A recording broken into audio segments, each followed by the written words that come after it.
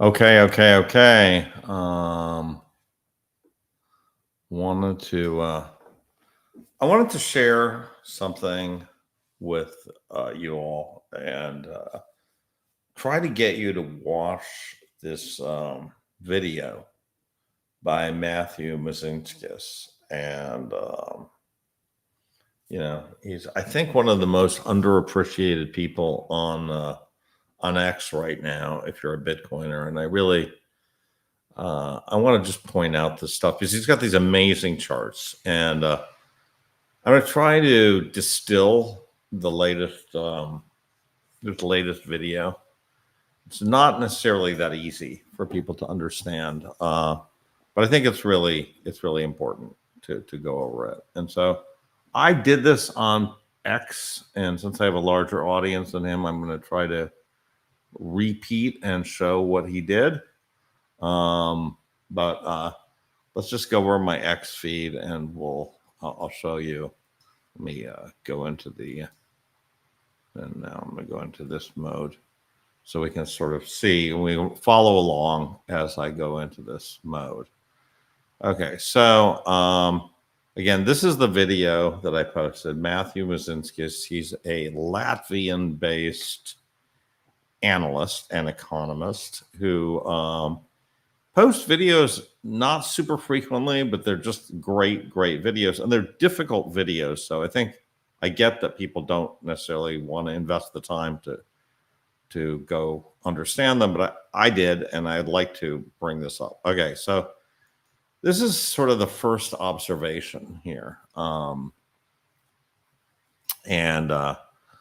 What you see here is he's broken up typically cash, which is called M2, a money supply. He's broken into two components. On the gray part here is M0, which is actual physical cash. Hey, Kevin, is actual physical cash in dollar bills that are just circulating. And the green area here is demand deposits, checking accounts, savings accounts at the banks, okay? And that's what we call M2. And the first observation is there's actually quite a bit of cash in the system. I did not know this.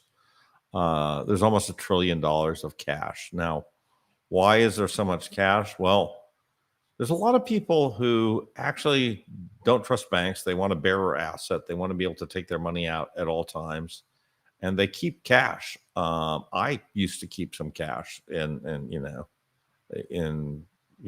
tens of thousands of dollars in cash just to have it. And I don't do it anymore, but I used to. One of our listeners was this fellow Egyptian, and he was saying that his dad, who is very successful, keeps actual cash and dollar bills in a vault. And so a lot of people, they don't mind if their money is being depreciated over time. They would like to have the access to their money. They value that access a lot.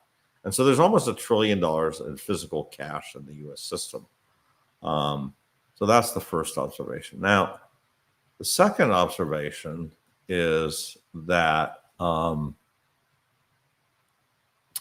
really need to look at a broader metric, which is M3. And M3 includes both of the M0 and M1, but it also includes institutional money markets. That is, places where institutions park their money, as well as Fed repos, repurchase agreements, which are basically as good as cash, right? So you're giving money to the Fed, and they're saying, hey, you can, this is a one-day repurchase agreement. You can trade that. So that's effectively cash, right? And we're going to earn money on it. And so the Fed stopped publishing this metric, but the elements of this metric can be more or less reconstituted, and that's one of the things that Mathew does.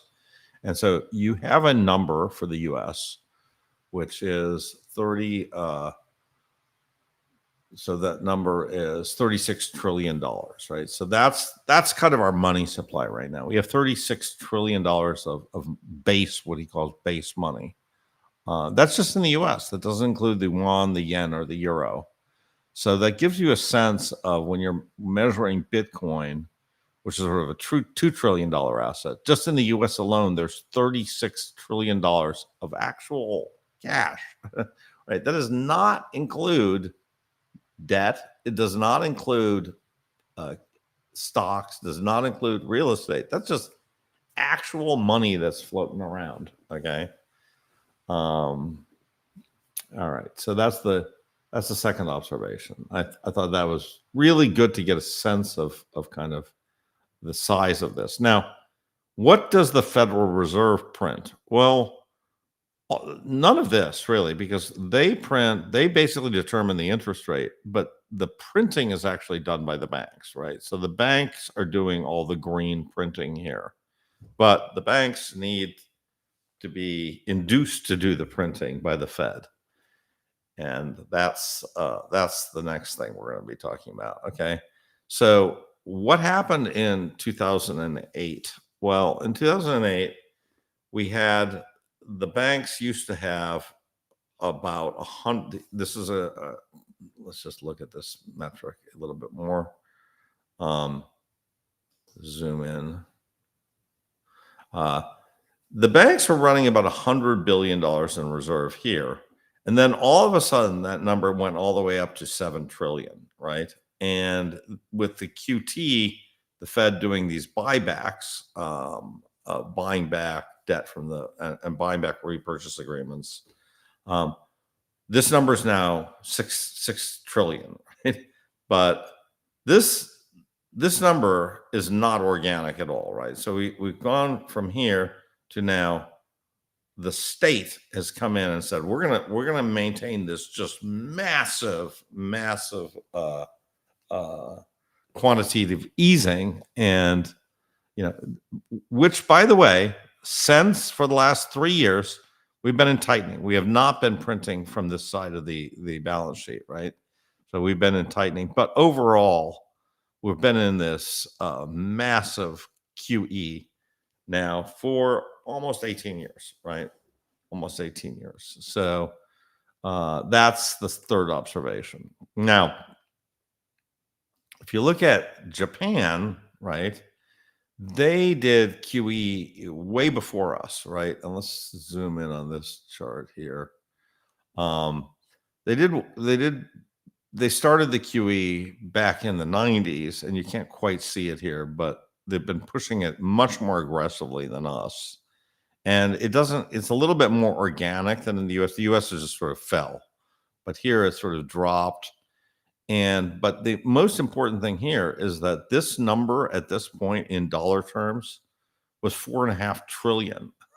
So actually, 5 years ago, the Japanese banks had $5 trillion in deposits. Okay, even more than the US, which I was just like, wow. Hard to believe, but it's true. And I think what Matthew point is, I guess, is that we're getting a little. Japan shows us where we're going, and he makes sort of the point that we can kick the can down the road a lot further than we think, and Japan is really living proof of that. Their debt to GDP is over 200%. They've got, even though their money supply is a third of the US, 5 years ago, their bank reserves exceeded the US, right? So, we can become more Japanese, and we probably will become more Japanese over the next 10 to 15 years. And I think this is a reminder that we're probably not going to experience something just completely catastrophic in the next couple of years. This is going to take a decade or more to play out. Now, here's the fifth observation. Okay. This is a great metric that Matthew builds up. This is a metric where he looks at the ratio of the green to the bank reserves, right? And again, what we see is this kind of this So this number is sort of how much potential leverage there is in the system. And we see this number, sort of collapsed here with the .com. And then, I'm going to have to stop this.